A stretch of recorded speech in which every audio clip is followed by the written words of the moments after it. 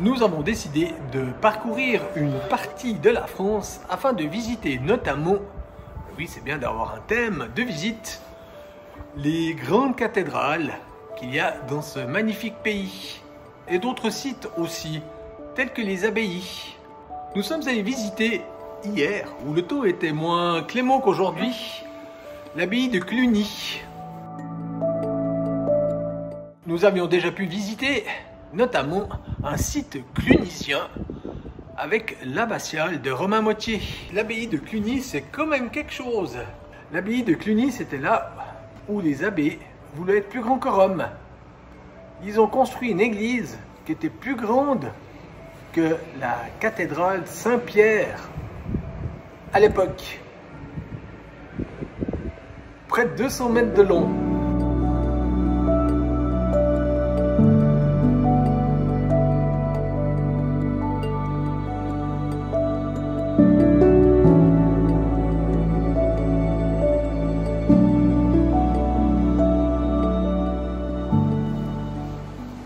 À défaut de camping-car, on va tenter cet endroit un peu insolite. J'espère qu'il y a du chauffage. Et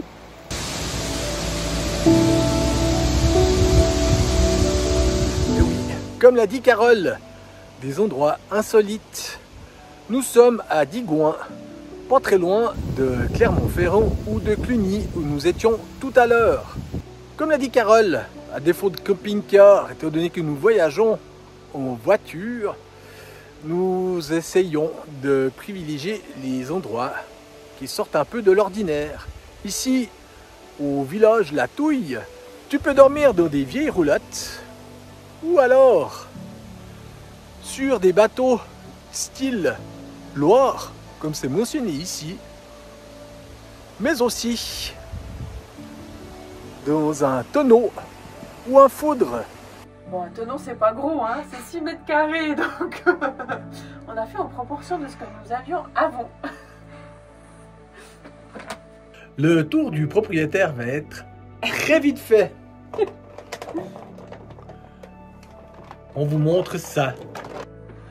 Ça fait tout de suite plus grand quand tu mets le grand angle. Le grand angle. Alors là, il y a une cuisine, un frigo, un four à micro-ondes, une machine à café, un petit peu de vaisselle, une théière, pardon, pour chauffer l'eau, le lit. Et de l'autre côté, salle de bain, une douche et les WC en face. J'ai bien dit 6 mètres carrés. Bon, c'est l'automne, hein.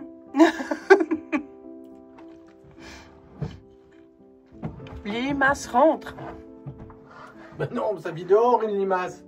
On s'est mis à l'abri pour vous parler, parce qu'alors il y a un vent mais du tonnerre. On se dirait presque d'ailleurs au Bighorn Canyon. Rappelez-vous, c'était juste au-dessus de ma tête. Et dans la traversée de la France, nous sommes ici en Auvergne, tout près des volcans qui sont là-bas derrière, avec le Puy de Dôme. Nous sommes donc à Clermont-Ferrand, avec sa magnifique cathédrale qui a été construite dès 1248. Toute noire qu'elle est. Pour vous donner quelques commentaires que je n'ai pu faire avant lors des prises de vue, quoi de mieux que de se retrouver sous une petite bruine normande? Un magnifique trompe-l'œil. Saurez-vous déterminer ou différencier le vrai du faux?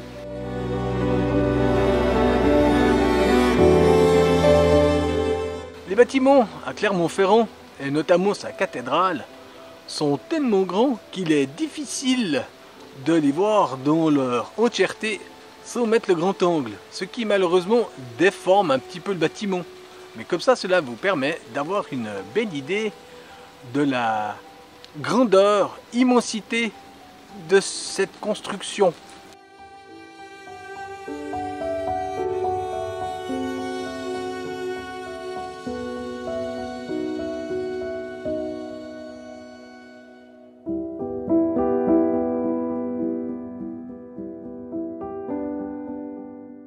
Et derrière moi, un autre spécimen, la cathédrale de Clermont-Ferrand étant de style gothique, Notre-Dame du Port est elle de style roman.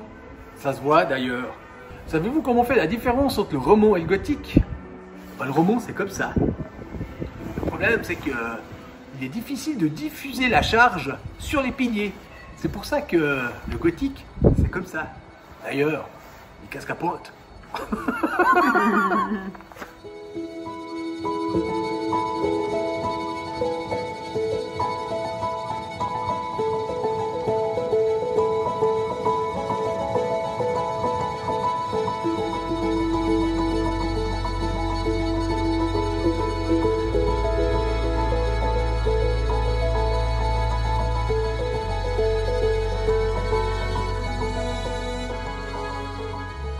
La ville de Clermont-Ferrand, mis à part les célèbres pneus, sont également connus pour, ou sont plus particulièrement connus, pour Urbain II, un pape, Vercingétorix, un grand chef gaulois,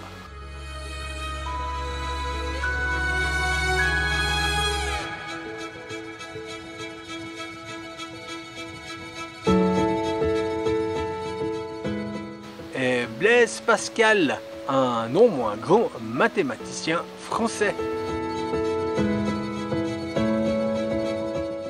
La ville de Clermont-Ferrand est aussi connue pour le Bibendum, ou plutôt ses usines Michelin.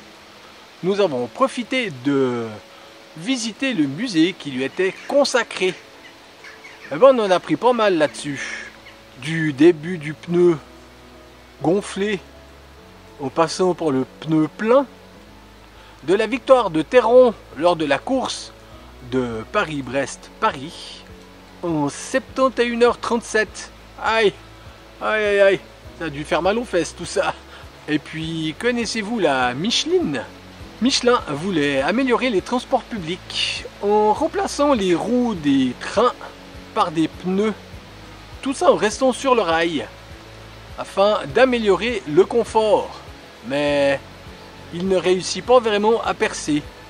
Il en existe encore une ou deux de ces Michelines, notamment à Madagascar. C'est Michelin qui inventa le pneu radial. Grâce à cela, il prit une notable avance sur ses concurrents et il s'établit sur tous les continents. Mais Michelin a également tout fait pour inciter les gens à acheter des voitures, donc des pneus, en leur facilitant leur voyage. Vous connaissez sûrement les cartes Michelin, les guides Michelin, mais il y avait aussi les itinéraires. Et oui, vous pouviez appeler Clermont-Ferrand chez Michelin et on vous préparait votre itinéraire du point A au point B.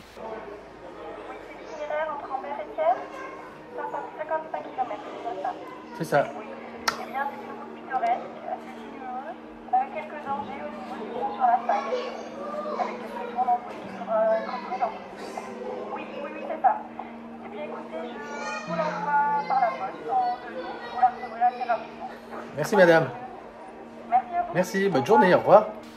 Cela existe encore aujourd'hui. Et sans faire de publicité, cela s'appelle Via Michelin. Et puis, savez-vous que les bornes que l'on trouve au bord des routes, c'est aussi grâce à Michelin. Et il a l'air vachement sympa le Bibendum, hein. Mais savez-vous en quelle année il a été inventé? Allez, le siècle déjà, au 19e siècle. C'était en 1898 ou 1898.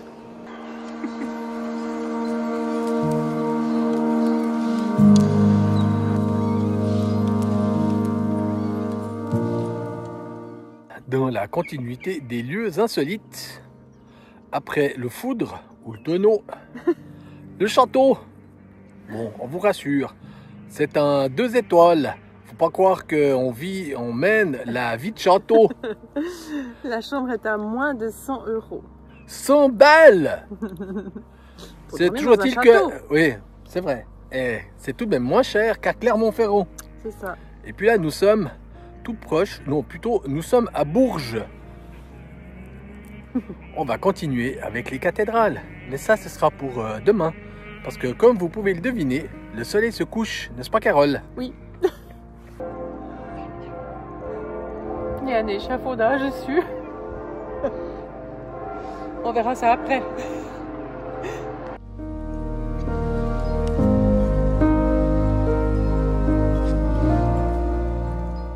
La maison de Jacques Coeur, qui était ici, je me souviens bien, parce que c'était pas de mon époque, mais je l'ai lu, le grand argentier de Charles VII. À Bourges, c'est la maison Jacques Coeur que nous visiterons. D'ailleurs, sa devise était « À Vaillancoeur, rien impossible ». Derrière moi, le magnifique palais de Jacques Coeur, comme Carole l'a dit, fut effectivement le grand argentier du roi Charles VII. Il naquit vers 1400 pour mourir en 1456. C'était pas très vieux tout ça. Son palais a tout d'un logis ou d'un manoir urbain, voire d'un château. Celui-ci a des parties gothiques et on peut voir notamment 2 fausses fenêtres. Peut-être est-ce Jacques Coeur et sa femme. Et puis, il fut anobli en 1441 par Charles VII. On va y voir dedans comment ça se passe. Donc.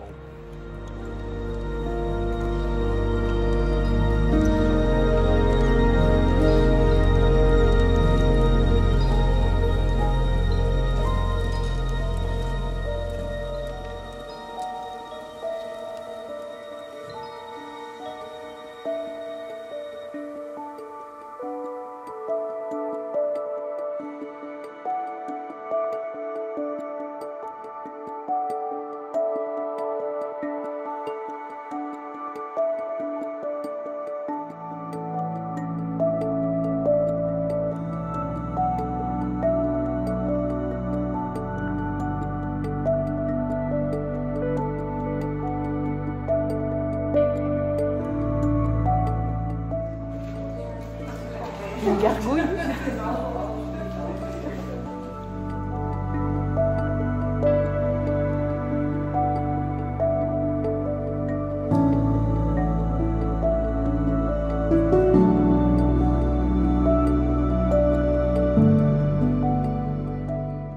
Mille bonnets. On peut dire que les températures ont bien changé depuis que nous avons quitté Las Vegas. Au bas mot, on a bien perdu 30 à 35 degrés. On a eu le temps de s'habituer hein, d'ici là. Hein. Moi, je m'habitue pas, moi. Bon, tout ça pour vous dire qu'on se sent un petit peu comme des gamins. Pourquoi cela? Après avoir quitté la vie sauvage du Middle West américain, et ben là, on se retrouve en pleine ville. Et surtout, on retrouve des vieux trucs. Des maisons médiévales, des maisons médiévales, des maisons médiévales. Voilà, du 14e, 15e siècle. Et puis des vieilles choses, des vieilles pierres. Mais c'est pas les mêmes qu'à Yellowstone. Non, en fait, on est comme des gamins, car on peut retrouver des vieux bâtiments, des vieilles bâtisses de l'histoire ancienne, autre que celles que nous avons découvertes ces derniers 16 mois en Amérique du Nord, mis à part la période aztèque et maya.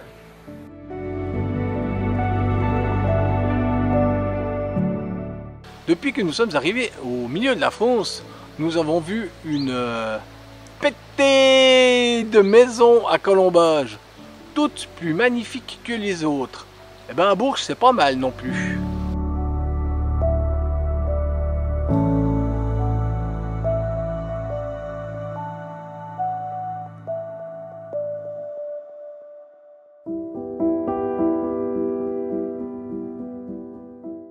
La particularité de la cathédrale de Bourges, je crois bien que celle-ci est unique, c'est qu'il y a 5 nefs, soit 5 portails d'entrée.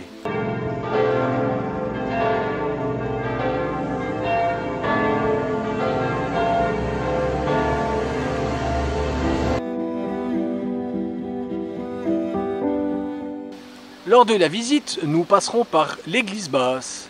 La ville n'étant pas de niveau et la construction de la cathédrale se faisant sur la ville haute, il fallut combler celle-ci par rapport à la ville basse en y construisant une église basse, dans laquelle se trouve d'ailleurs l'ancienne crypte qui datait d'une église romane.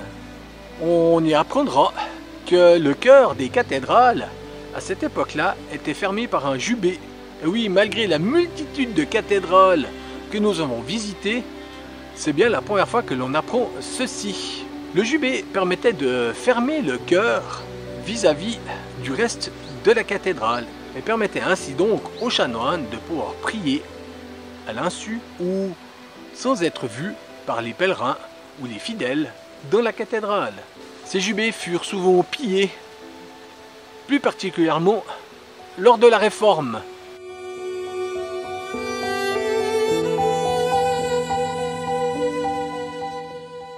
Nous avons poursuivi notre chemin en arrivant à Orléans, la ville de Jeanne d'Arc, la pucelle que l'on retrouve un peu partout dans la ville.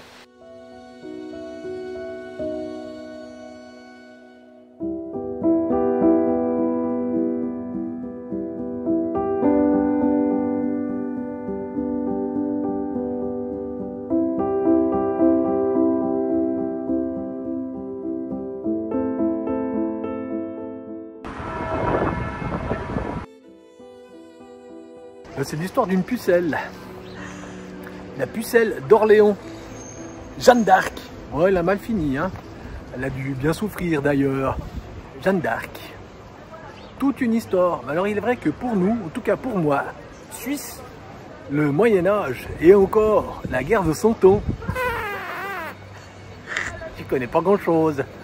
Donc nous sommes aidés par certains volumes ou références internet pour qu'on puisse vous dire qu'elle vécut de 1412 à 1431. Mais oui, c'est à 29 ans qu'elle finit sur le bûcher, brûlée par les Anglais. Ah, c'est british. Et pourquoi cela? C'est parce qu'elle combattit pour la France. Elle eut une vision dans sa jeunesse. Elle vit les saints Michel, Marguerite d'Antioche et Catherine d'Alexandrie. Vous les connaissez, vous? Bah, pas moi. Qui lui donnèrent la mission de délivrer la France du joug british. Elle fut capturée par les Bourguignons en 1430, qui la vendirent pour 10 000 livres aux Anglais. Elle fut donc condamnée à mort, mais bien des années plus tard, soit en 1455, elle eut droit à un procès, un second procès, qui l'innocenta. Ça lui faisait une belle jambe, elle n'était plus là déjà. Et bien pour finir, elle fut béatifiée en 1909 avant d'être canonisée 3 ans plus tard.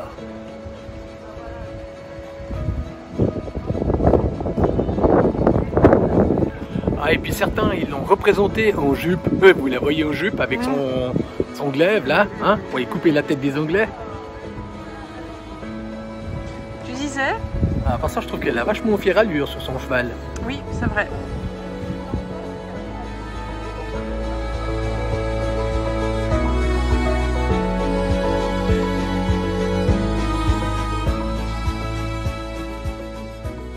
Puis Chartres, une cathédrale tout en beauté. Là aussi, nous avons découvert une chose que nous n'avions vue nulle part ailleurs, le tour du chœur.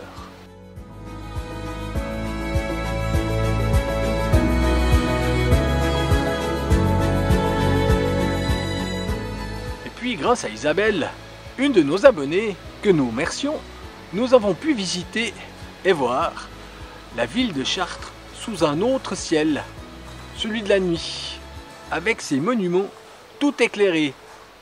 C'était magnifique.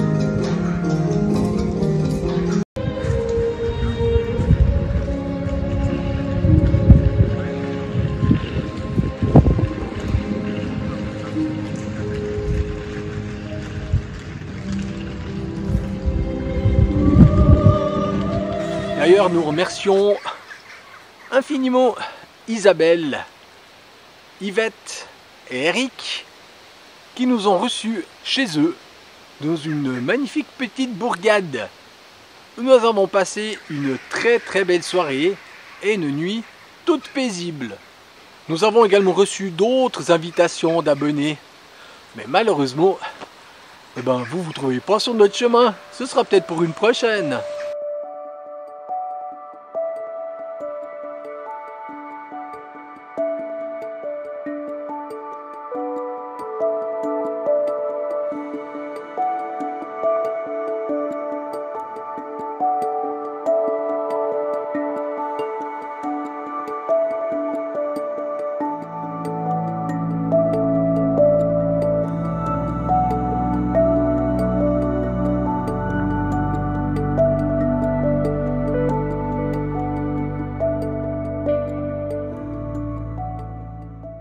C'est moi qui t'éblouis. Ah oui, ça fait du soleil, ça fait du bien. Oh, ça faisait un petit moment qu'on attendait ce phénomène. Ouais, c'est vrai. Vous savez, l'astre qui luit dans le ciel et qui réchauffe. Ici, c'était pas évident. Ça fait bien quelques jours que nous avons droit soit à la pluie, soit au vent. Comme vous pouvez le voir, il était difficile de venir dans le centre de la France et de ne pas visiter un château. Mais nous ne sommes pas au bord de la Loire. Nous sommes tout près de l'Eure. L'Eure. D'ailleurs, c'est bientôt 4 heures. Et derrière nous, nous pouvons voir le château de Maintenon, qui doit son nom à Madame de Maintenon. Une belle femme apparemment. Oui. Qui avait vécu très longtemps. 84 ans. Ici, on dit les chiffres en français. Et puis surtout, c'est aussi le château de la famille de Noailles. Et il y en a plein. Certains ont été maréchaux, voire cardinal. Et puis il y en a même qui sont partis faire la croisade. Oui. Bon, on a vu tout ça. On peut vous dire tout ça grâce au portrait affiché dans la salle des portraits. dont la première date qui ressort est de 1111. Un ancêtre qui a fait les premières croisades. La première. Un ancêtre qui a fait la première croisade. Et puis, ici, s'est construit un aqueduc, car le roi Louis XIV voulait arroser les jardins de Versailles et alimenter toutes ses fontaines. Et il eut la bonne idée de vouloir aller chercher l'eau dans l'Eure. Pas maintenant, l'autre heure. L'autre heure. Fausse bonne idée, hein. Fausse bonne idée. Il mandata le marquis de Vauban. Vous savez, c'est celui qui a construit les fameuses forteresses Vauban, du même nom. Et Vauban lui dit qu'il fallait construire un aqueduc rampant, soit avec des conduites métalliques. Mais non, le roi Louis XIV pensait bien, voulait faire aussi bien que les Romains. Il lui commanda donc un aqueduc qu'il voulut sur 3 niveaux d'arches, soit à peu près 26 étages. La folie des grandeurs, hein. Ils n'y arrivèrent jamais. Ils engagèrent 30 000 ouvriers, dont la très grande majorité mourut de la fièvre des marais. Vauban réussit quand même à construire un bout d'aqueduc, mais pas aussi haut. Mais finalement, celui-ci n'arriva jamais jusqu'à Versailles, car il fut arrêté au début de la guerre contre la Ligue des Augsbourg. Ah, ces Austros. Mais il en reste encore des vestiges qu'on peut voir depuis le château. Ouais, ils sont juste là.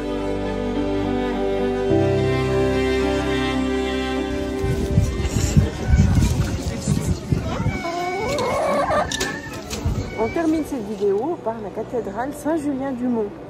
Du Mont. Du Mont. C'est là où ils font les rillettes d'ailleurs. C'est ça. Ah, c'est l'autre. Nous avons eu la grande surprise quand on venait rentrer dans cette cathédrale de tomber sur un ancien professeur d'histoire qui nous a fait le tour de la cathédrale. On a mis 1 heure pour la visiter. C'était très bizarre d'ailleurs, parce qu'il nous a demandé si on avait le temps, et puis on n'a rien demandé, et puis finalement il nous a fait un laïus. comme à l'école. Comme à l'école, c'était vraiment... Non, mieux que ça. Oui, c'était vraiment extraordinaire. Donc je pense que les élèves ont dû l'apprécier en tant que prof d'histoire. Surtout l'histoire, c'est pas une branche qui est très... Ça dépend, on n'avait pas d'examen après. Voilà, c'est ça. Et on a su à la fin, en fait, qu'il écrit aussi des livres. Et il a fait un livre sur la cathédrale du Mont. Je vous mets sa petite affiche. Voilà. Réal Fleury. Si ça vous intéresse. Non mais c'était vachement bien. Oui. On a appris énormément de choses sur cette grande cathédrale de style roman et ensuite gothique. C'est ça. Et elle est pleine de surprises. Elle est pleine de surprises. Il y a même un instrument inconnu. Un échiquier. Un échiquier, un instrument de musique. Parce qu'on y jouait de la musique aussi dans les églises à cette époque. Et puis, pour un petit quiz, on vous laisse deviner où nous sommes. Allez, ceux qui le savent, vous le mettez en commentaire. Bon, il est temps de finir Oui, cette première partie des cathédrales ou des grandes cathédrales de France ou de certaines des grandes cathédrales de France. Enfin, voilà, un peu ça. Mais la prochaine, ce sera un peu différent. On remercie aussi tous les gens qui nous ont envoyé des bonnes adresses, des lieux à visiter. Malheureusement, on n'arrivera pas à tous les faire. On avait déjà prévu un petit peu notre trajet, donc ça sera peut-être pour une prochaine fois. C'est ça. Sur ce, on vous dit à bientôt. Et à la semaine prochaine. À la semaine prochaine. N'oubliez pas Facebook et Instagram pour les photos. Ciao, ciao. Ça fait mal de mer, moi.